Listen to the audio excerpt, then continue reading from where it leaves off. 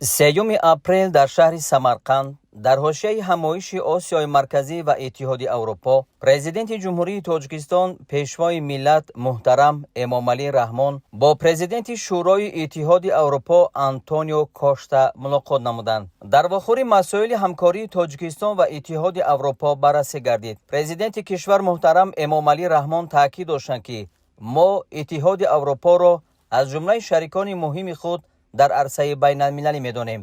Антонио Кошта аҳамияти ҳалли масъалаҳои марзӣ миёни Тоҷикистон ва Қирғизистону Узбекистонро таъкид намуда, сарвари давлат ва мардуми Тоҷикистонро бо ин рӯйдоди таърихӣ табрик гуфтанд.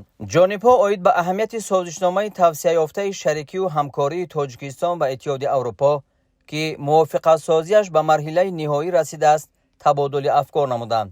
истифодаи захираҳои азими табиӣ, гидроэнергетикӣ, ашёи хоми муҳим, зарфиятҳои кишоварзӣ, иқтидори саноатӣ ва транзитии Тоҷикистон барои рушди тиҷорат бо Иттиҳоди Аврупо судбахш арзёбӣ гардид.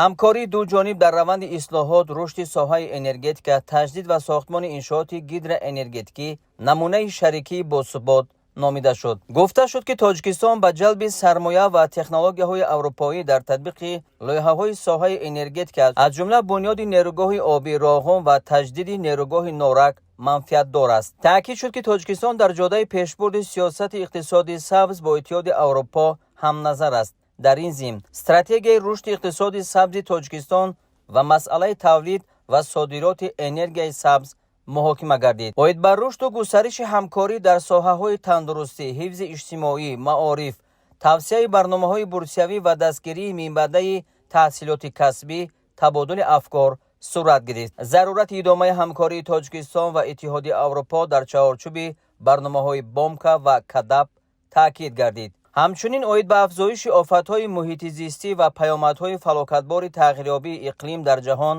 ва татбиқи ташаббусҳои ҷаҳонии Тоҷикистон барои ҳалли ин мушкилот гуфтагӯи судманд сурат гирифт.